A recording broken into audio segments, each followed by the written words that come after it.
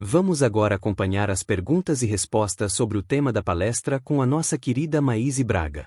No vídeo anterior, vimos detalhes de como sermos heróis de nossas próprias vidas e agora nesse vídeo, vamos entender um pouco mais sobre o assunto, através das respostas que ela dará para as perguntas das pessoas que participaram ao vivo.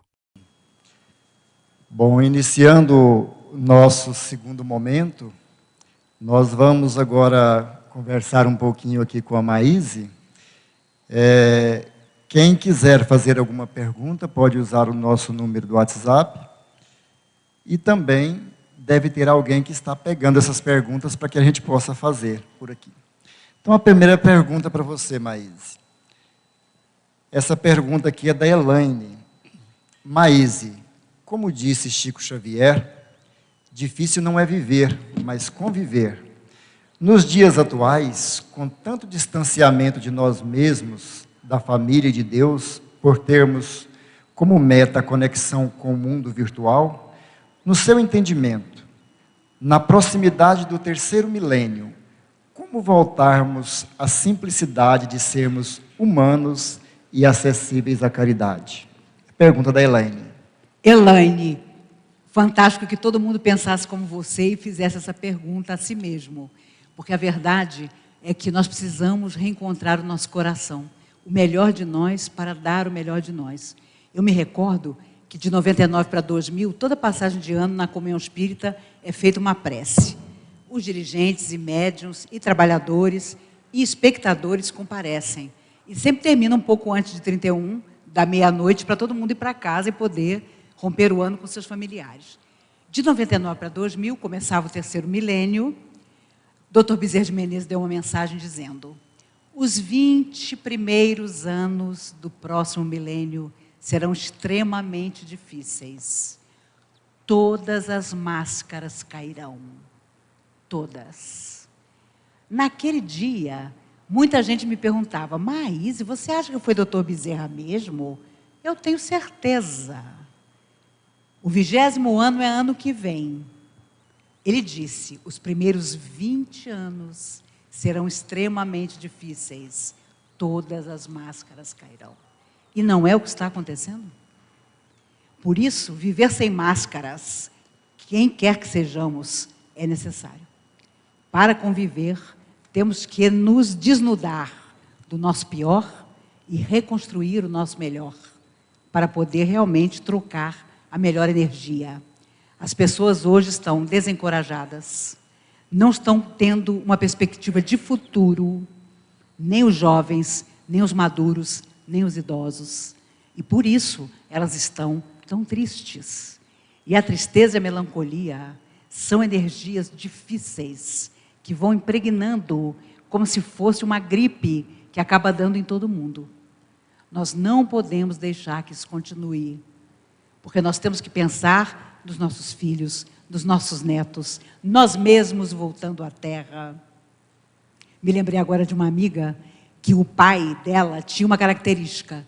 Ele falava português muito bem, mas não conseguia falar manteiga. Ele falava manteca. Ele morreu, 8 anos depois ela teve um neto. Quando esse neto começou a falar, ele falava manteca. E ela foi até o Chico, e o Chico, rindo, abraçou o menino e disse: você podia ter consertado o manteiga antes de reencarnar para ela não descobrir quem você é.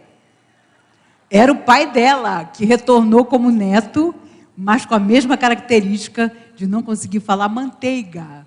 Ele falava manteca. E foi assim que ela descobriu que era ele de volta. Todos nós voltaremos. Então não adianta dizer: eu já estou velho. Eu já fiz o que eu podia. Vamos construir o nosso futuro. E quando eu digo nosso futuro, é o futuro das nossas próximas vindas. Eu conheço gente delirante que diz para mim: Maíse, eu caí no planeta errado. Ou então, é minha última encarnação na Terra. Olha, nós vamos ter uma surpresa. Porque do lado de lá nós vamos implorar. Uma vez um amigo com muitas lutas me disse: Maíse, eu não posso ter pedido tudo isso. E um amigo espiritual me disse: diga a ele que ele não pediu.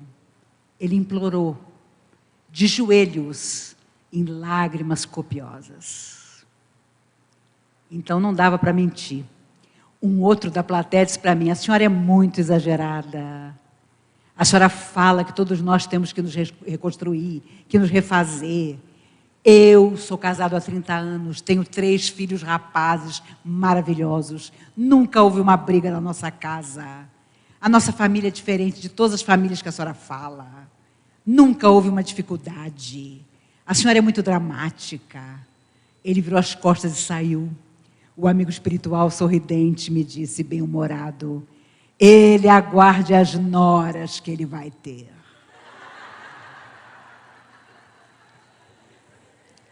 Não duvidemos. Não vamos cantar de galo cedo demais, porque o dia de amanhã vem perto. É uma frase de Emmanuel que eu adoro. As pessoas mais loucas iam conversar com o Chico, às vezes fazendo até ameaças. E Emmanuel só dizia: o dia de amanhã vem perto. Porque o dia de amanhã, meus amigos, ou trará todas as soluções, ou todos os problemas cairão sobre nós. E nós vamos precisar acordar do nosso sonho de Alice para, enfim, poder começar de novo e fazer o melhor ao nosso alcance. Maíse, uma curiosidade de uma participante aqui do Congresso, rapidinho antes da próxima pergunta, ela pergunta se você ainda hoje está sem celular e sem computador. Eu acho que sim, que para falar com você é só no telefone fixo, né? Eu tenho um telefone fixo da minha casa, que os amigos têm, o número. E vocês acreditam que até hoje, quando eu conto que não tenho celular nem computador e nunca tive, as pessoas dizem assim: como é que você recebe notícia de morte? É mole? E eu respondo da melhor maneira possível. A pessoa já morreu, eu não posso fazer mais nada por ela, a não ser uma prece. Recebo a notícia, desligo o telefone e faço a prece, desejando que ela esteja onde estiver, esteja amparada. Não se preocupem, isso não faz falta. Eu tenho uma amiga que descobriu, depois de mais de 40 anos, que o marido tinha outra mulher há 18 anos por causa de um celular. Ele, médico, um amigo sofreu um acidente, ela precisou encontrá-lo. Ela escutou o latido de um cachorro. E ela pensou: engraçado, nós não temos cachorro. E foi aí que a história toda terminou. Uma vez no mercado, uma moça, aos prantos, no celular, em frente à bancada de vinhos. Ela virou-se para mim e disse assim, sem me conhecer: se a senhora fosse ofendida por uma pessoa que a senhora ama, o que a senhora faria? Eu, naquele dia, estava inspirada. Falei: minha filha, você está com o cartão de crédito dele? Ela disse: estou. Eu falei: compre o vinho mais caro dessa bancada. Volte para casa e esmague a cabeça dele. E ela, triunfante, pegando o vinho mais caro, respondeu no celular: amor, eu estou indo. Eu espero que não tenha acontecido nada de mal, que eles tenham tomado o vinho. Mas a verdade, meus amigos, é que enquanto eu puder, uma amiga me deu um computador de presente. Eu devolvi a ela, emocionada. Obrigada, minha amiga. Tantos estudantes pobres precisando de um computador. Doe o computador em meu nome e no seu nome a alguém. Ela ainda não desistiu. Semana passada ela foi lá em casa e disse assim: adivinha o que eu tenho na bolsa? O computador. Eu falei: ô, minha querida, leve de volta. Ainda não é o caso. As minhas pretensões são muito maiores do que ter um computador e um celular. Eu já tenho um plano para a minha próxima vida. Já tenho todo um planejamento para a minha volta. Só quero 3 coisas simples: rica, magra e casada com Paul Newman. Só essas 3 coisas singelas. Então, eu vou fazer palestra até o último dia da minha vida. Comecei aos 16 anos E se eu morrer à tarde, ainda dá para fazer uma palestra de manhã. Porque eu só quero essas 3 coisas simples. Rica, magra, casada com Paul Newman. E não sou só eu não, vai ser uma disputa enorme. Eu encontrei Divaldo Franco recentemente e contei a ele a minha pretensão, rica, magra e casada com Paul Newman. Mas aí eu comentei com ele, Divaldo, estou meio preocupada, eu acho que eu vou renunciar ao Paul Newman. Porque eu andei sabendo que a Joane, que foi esposa dele a vida toda nessa encarnação, está com 88 anos, está um pouco depressiva. Mas como que você pode não ter depressão depois de ter sido casada há mais de 50 anos com aquele homem? Ele morreu em 2008, com câncer de pulmão, porque era um fumante inveterado.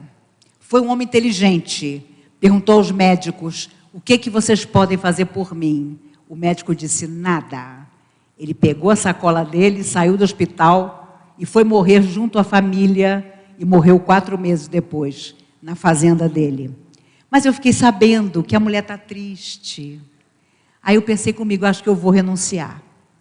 Falei para Divaldo, rica e magra eu não abro mão. Mas casada com Paul Newman, eu acho que eu vou relevar. Vou deixar para ela. Divaldo, mais doido do que eu, virou-se para mim e disse assim, vem como filha. Vem como filha que você nasce com aqueles olhos azuis maravilhosos. E a verdade é essa, cada um de nós tem um sonho. Mas eu acredito que atualmente o sonho que nos reúne a todos deve ser o de ser felizes, fazendo os outros felizes. O resto, o futuro trará. O nosso presente é isso, inegavelmente. Não tem jeito. Diga. Uma pergunta mais simples, um pouquinho do que essa, das 3 coisas que você desejava. Qual o caminho mais simples para o autodescobrimento? Gente, vocês não são fáceis, hein? Se eu tivesse a fórmula, eu já tinha escrito um livro que seria o maior best-seller do mundo. Nós não estaríamos tendo essa conversa aqui, mas em Paris. Com certeza, só com o dinheiro que eu ia ganhar.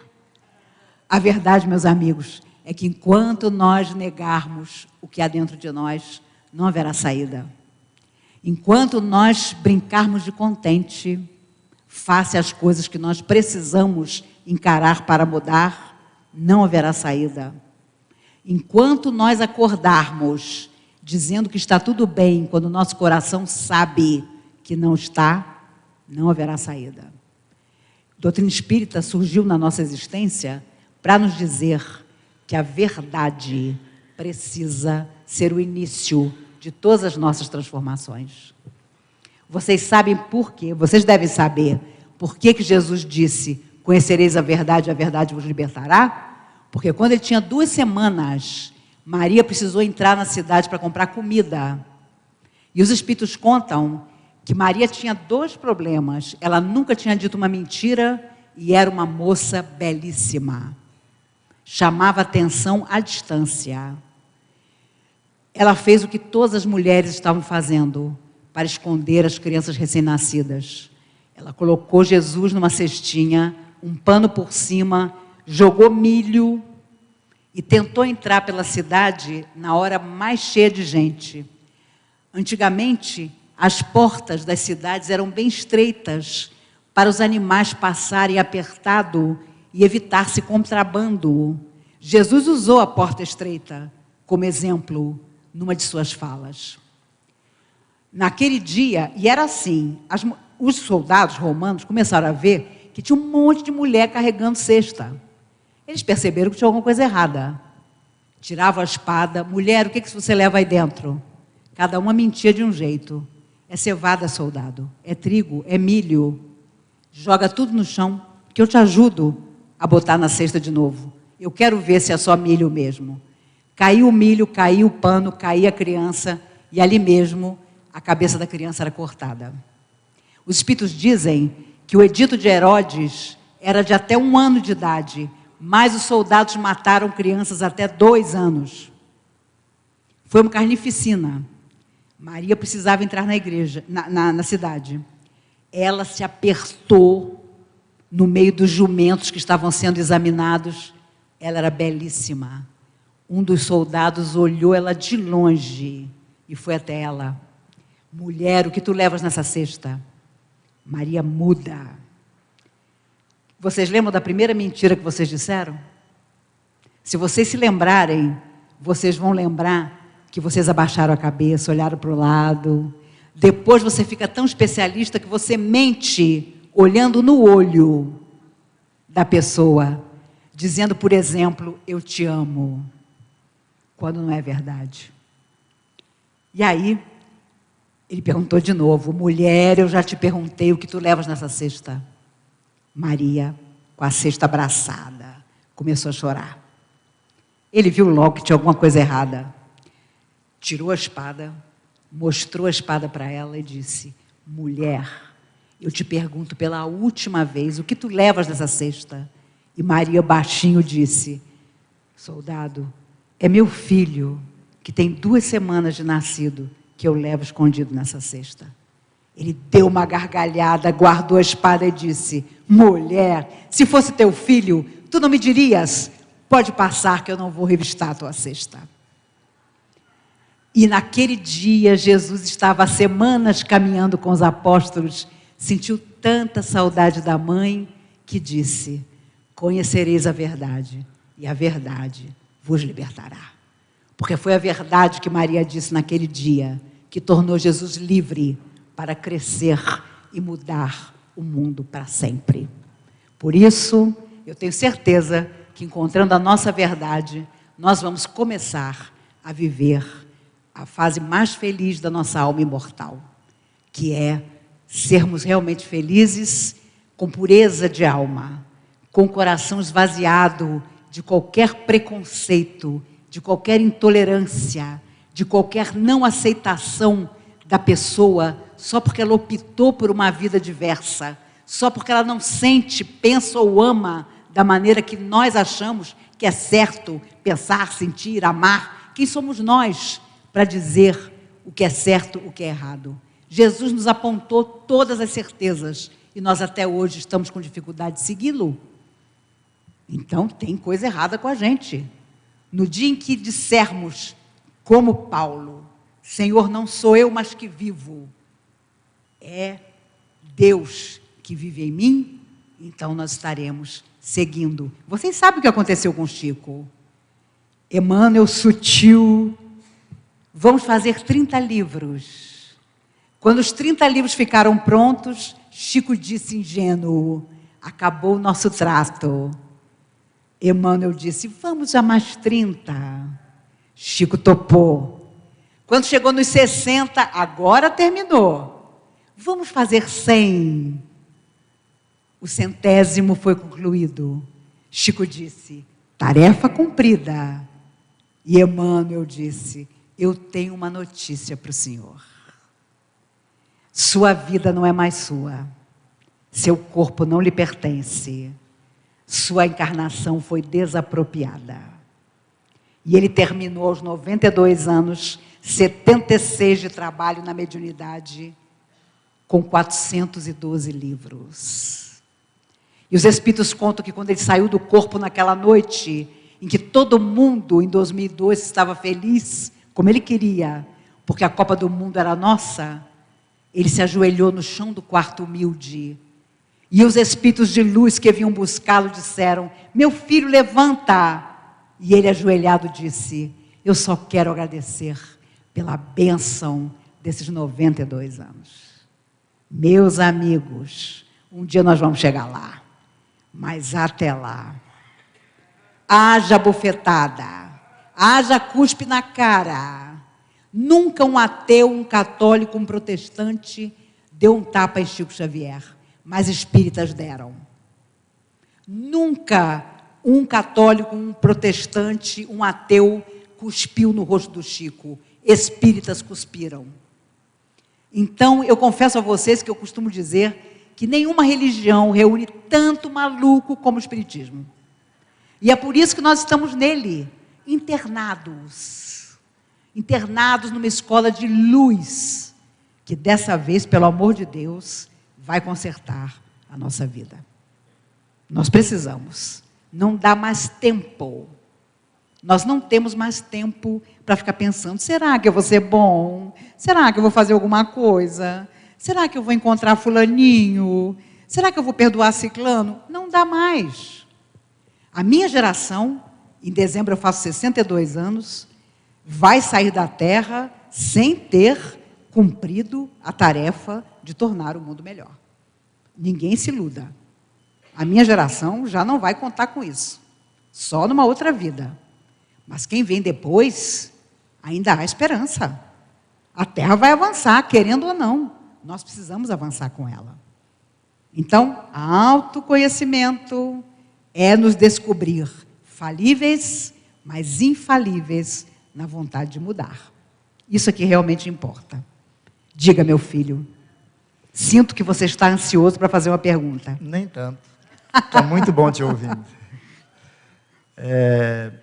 Nós sabemos que para o autodescobrimento, nós passamos pela luta com os conflitos, né? Conflitos da alma foi o tema do congresso passado. Essa pergunta aqui é a respeito desse conflito, vai até unir os dois congressos que nós tivemos, né? Os conflitos da alma e o autodescobrimento. Qual que é a visão do Espiritismo sobre o transtorno obsessivo-compulsivo? Quem sou eu para falar em nome do Espiritismo? Mas pode ter certeza, todo transtorno tem origem em distúrbios que nós não solucionamos, nem em vidas passadas, nem no mundo espiritual. E a verdade é que o número cada vez maior de espíritos estão vindo e trazendo desde o berço, desde a primeira infância, os diagnósticos mais complicados. Os espíritos dizem que no futuro o Brasil terá o maior número de autistas do mundo. Porque os espíritos suicidas que retornam no processo de autismo estão pedindo para vir para o Brasil. Porque sabem que o Brasil ainda é a pátria do Evangelho, ainda é um país que finge tudo o que ele pode ser. Ainda fingimos, mas seremos. Nas gerações que virão, malgrado nossa própria vontade. Então, todos os transtornos é preciso ver que tem, claro, o seu componente espiritual. Porque ali está reencarnada uma alma que hoje é o nosso filho ou neto fofinho. Mas ali está uma alma eterna. Uma alma que muitas vezes na primeira infância já manifesta características difíceis que cabe aos pais identificar para corrigir. Uma mãe chegou para mim depois de uma palestra e disse: Maíse, você precisa conhecer meu filho. Ele é um ser de luz. Ele é uma criança índigo. Ele é um menino do 4º milênio. Já foi expulso de 3 colégios. Igualzinho uma moça que me disse: você precisa conhecer minha filha. Ela tem uma mediunidade tamanha, Maíse, que incorpora no Carrefour. Eu falei: eu preciso conhecer sua filha com urgência. Porque imagine você incorporar num supermercado.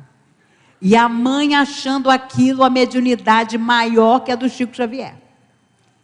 Então, a psicologia, a psiquiatria, os estudiosos da mente e do psiquismo estão na Terra não por acaso. Estão na Terra para nos ajudar. A ciência existe para isso. Mas é óbvio que se você busca o tratamento espiritual, a melhora é maior. Eu tenho amigos que fazem tratamento no centro espírita com seus filhos autistas graves, que têm tido recursos maiores para ajudar os filhos. Porque é claro que ali está uma alma endividada, com inimigos em volta, invisíveis aos olhos, que acompanham desde cedo aquela criança. E não duvidem, como eu falei, eu brinco que Jesus passou a régua, porque está aparecendo de tudo. Eu tenho uma amiga que tem um filho de 7 anos, e ele tem uma coleguinha da mesma idade, loura, olhos azuis, uma fofa, racista, aos 7 anos. Gordinhos não sentam perto dela. Meninos de cor também não. Meninos de olho castanho também não. Meninos baixinhos e magrinhos, como o filho da minha amiga, também não. A menina é um horror. pai e a mãe já foram chamados. Ela estuda no colégio mais caro de Brasília. E as histórias que eu ouço quando faço palestra em colégio são impressionantes. Sabe por que as pessoas vão acreditar em reencarnação? Porque a vida está trazendo pessoas que não podem ser diagnosticadas sem que se pense que ali está uma alma imortal. Sem que se admita o processo de reencarnação. Porque as histórias são absurdas. De crianças pequenas cometendo coisas impossíveis de serem cometidas por crianças pequenas. Embora o bullying sempre tenha existido. Na minha época não chamava bullying, mas sempre existiu. Aqui você já viu parte da ferida exposta, as cobranças indevidas ao mundo espiritual, a dor da invisibilidade, o convite à responsabilidade. Agora preste atenção, o que vem a seguir é o núcleo dessa mensagem. Mais nos convida a sair da condição de vítimas passivas, coitadismos internos, e assumir o poder da mudança em nós. Ela relembra que grandes transformações históricas começaram com atos corajosos que pareciam impossíveis. Libertar pessoas acorrentadas simbolicamente, amar inimigos, assumir a própria verdade. Você sente o peso destas convicções? Esse trecho vai cutucar sua alma, questionar suas desculpas, provocar inquietação, até quando permitirei que a dor me defina. Comente, qual barreira interna você sente que não ousou romper até hoje?